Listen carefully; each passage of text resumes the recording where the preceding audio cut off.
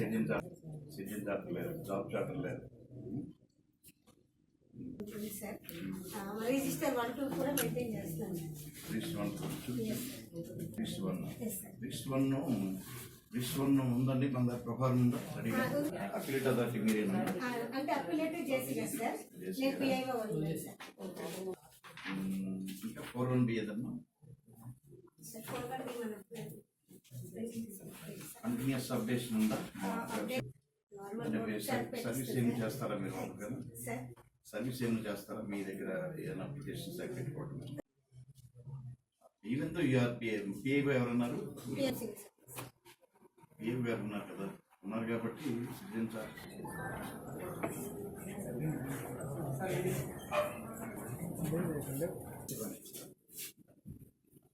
Maintain చేస్తాను sir.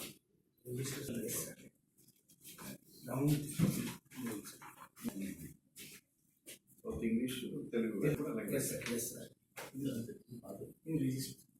Time limit మంచిగా తీసుకురామ్మా. Receiving date sir, disposal date sir, మండలం, వాళ్ళ ఫోన్ నెంబర్, పేరు, name of the list of the information 6 కింద ట్రాన్స్ఫర్ చేసి ఉంటే అది ఒక కాలం ఉండాలి. Okay sir.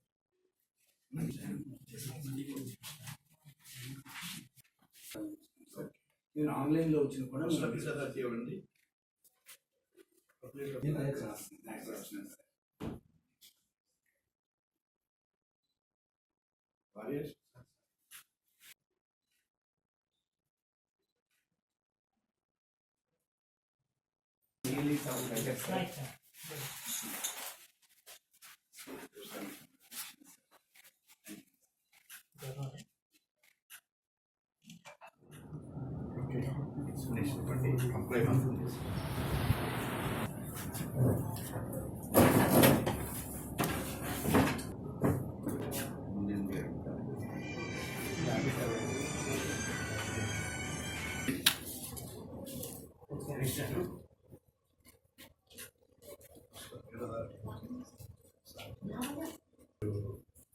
అప్లై సీరింగ్ కనెక్ట్ చేస్తున్నారు.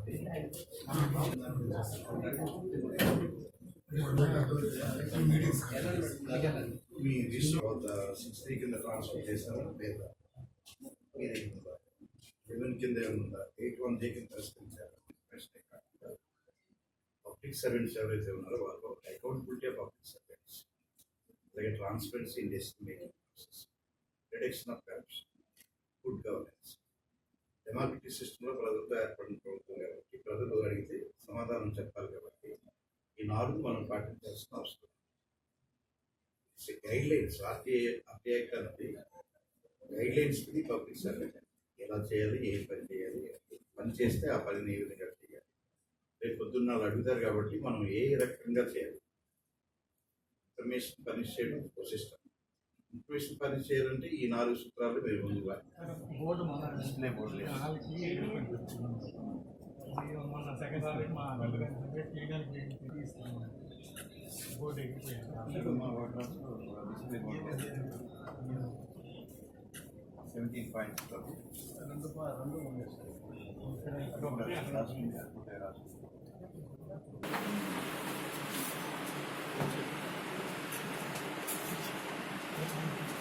ఎవరు మీకు సార్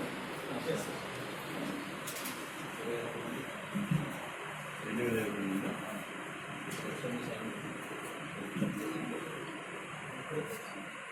ఫార్మ్స్ ఏం లేవు, ఎక్కడ ఉండాలి కానీ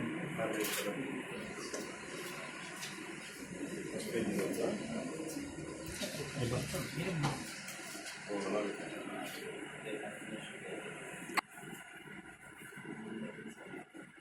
ఎన్ని ఉన్నాయండి?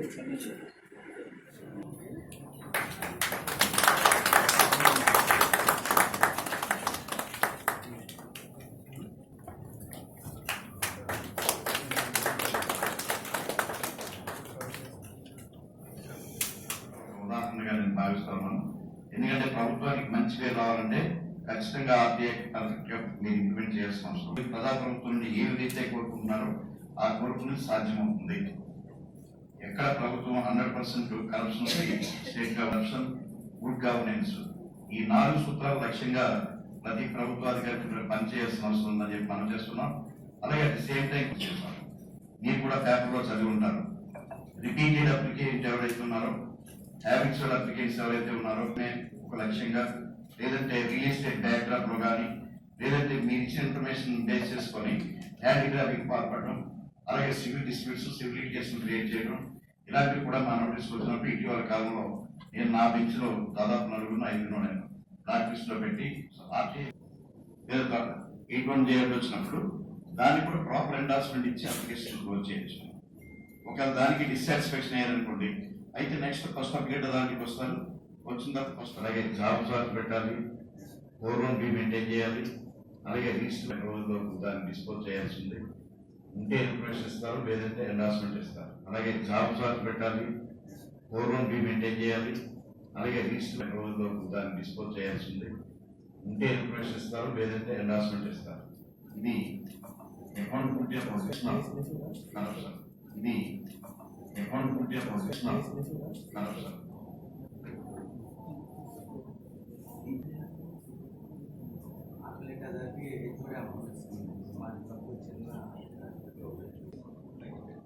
సిద్ధాంత ప్రకారం పనిచేస్తాను.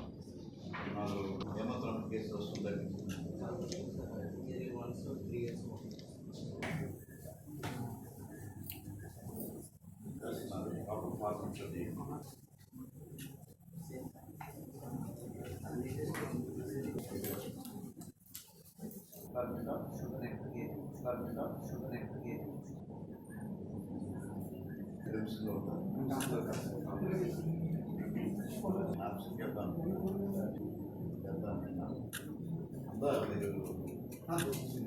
మెయింటైన్ చేస్తాను.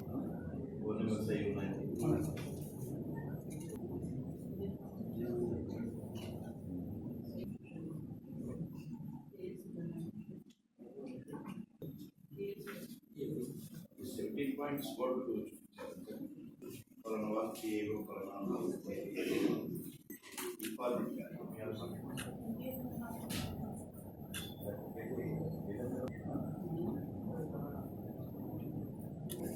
చార్జెస్ మెయింటైన్ చేస్తాను. జాబ్ చార్జెస్ ఉన్నాయి అప్డేటెడ్.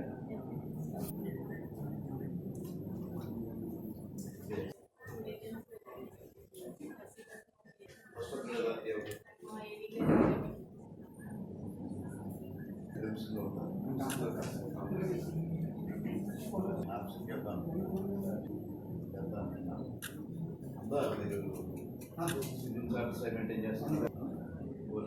ఉన్నాయి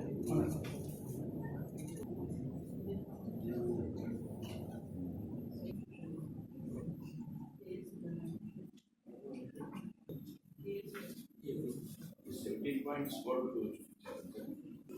వాళ్ళకి పలానా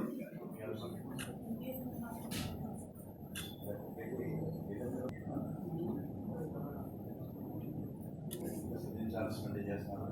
జాబ్ చార్జెస్ ఉన్నాయి అప్డేటెడ్.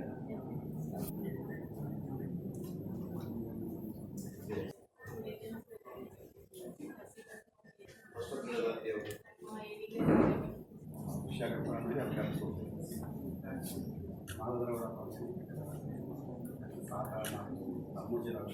డిస్ప్లే బోర్డు అది చేస్తున్నాను. రికార్డ్స్ ఏమున్నాయి మెయింటైన్ చేస్తున్నాను సార్. మీకు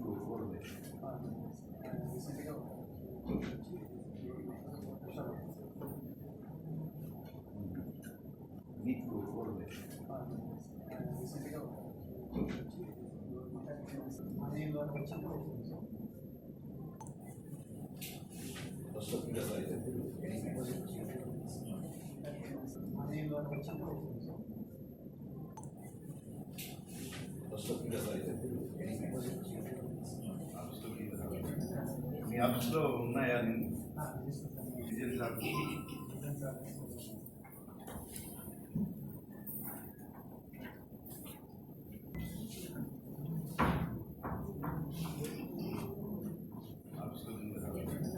మీ ఆఫీస్లో ఉన్నాయా?